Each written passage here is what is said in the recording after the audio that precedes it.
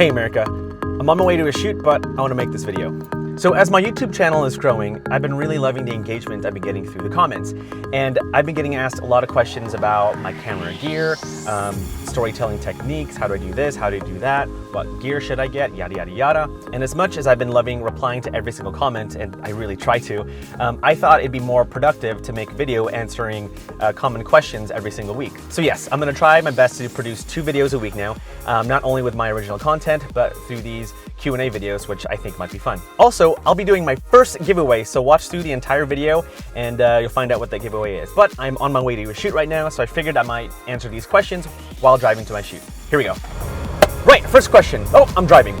So a common question I get asked is that how do I turn my slow motion footage, which is often HD, into 4K? For example, the last video I shot was filmed with a Canon 60D, which I filmed at 60 frames a second at a resolution of 720. Well, that answer is easy, and that's exporting as a 4K file. That's it. So what I do is that I edit on a 1080 timeline in Premiere Pro, and when my video is finished, I simply export as a 4K file. The easiest way to do that is to use the YouTube 4K preset. I personally make little custom adjustments here and there, but it'll upscale your 1080 footage into 4K. And the reason why I do that is that if you upload a 4K file onto YouTube, for some reason there's much less compression on YouTube, therefore giving you a much better image quality for your video versus uploading a 1080 video file to YouTube, which you see a lot of compression. And I have no idea why. I don't know what kind of black magic they do, but that's how I turn my 1080 footage into 4K. Question number 2, and I get asked this the most, and it's what is the best picture profile for my Sony camera? And that applies to the Sony a6500, 63, a7S, a7R2. So my favorite picture profile is actually a customized one, and what I do is that I go to Picture Profile 8, and instead of using S-Log3 as the gamma, I switch it up and use Cine 4. And if you go down to the color mode, instead of using S-Gamut 3, I like to use Pro. I personally like this picture profile because it has a very documentary lifestyle look to it, and it's pretty easy to color correct and color grade without pushing it too much. So that is my favorite picture profile, Cine 4, color mode Pro. Number 3, so another common question I get asked is, how do I record my audio? I rarely use the internal mic from any camera.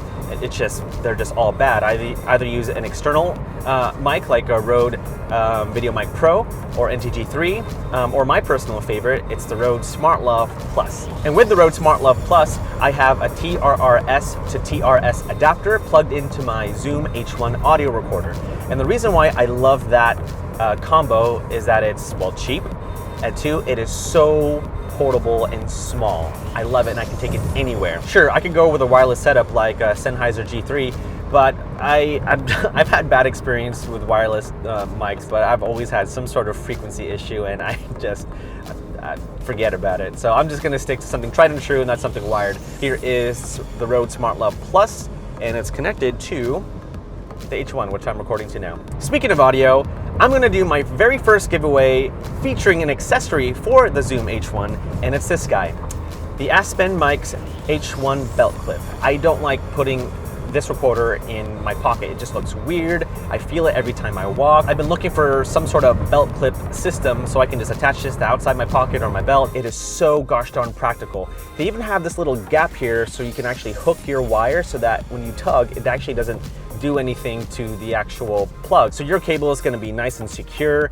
It's pretty easy to install. There is a 3/4 thread in there. Installing this thing is pretty easy. All you gotta do is just mount onto the 3/4 thread in the back of the H1, just screw it in. Simple as that. It's a pretty practical accessory and I absolutely love it. So thank you, Aspen Mics, for sending this for me to review and to give away. And if you want to have one of these in your arsenal, all you do is just 3 things. Number 1, comment down below and tell me why you'd like to have this belt clip for your H1. Number 2, follow me on Instagram and Facebook. And number 3, follow Aspen Mic's Instagram and Facebook as well. I'm going to give you the entire week to do those 3 things. And by this Friday, 12 p.m. Pacific Standard Time, I'll be announcing those 3 lucky winners to have the Aspen Mic's belt clip for the Zoom H1 recorder. Thank you guys so much for watching and joining me on this journey. I have been loving doing this since day one and engaging with every single one of you. I appreciate it. I hope it brings you value. And if this video does bring you value, then go ahead and give me a thumbs up. up and subscribe. And I've been really loving this Q&A format, and I would love to do more stuff like this. And so if you have any questions about camera gear or storytelling techniques or business or creativity, then please send them my way. Instagram, Twitter, Facebook. And like I've said before, the #1 reason for this YouTube channel is so that this audience can become better storytellers than me. So thanks again for watching, and I'll catch you later. Peace.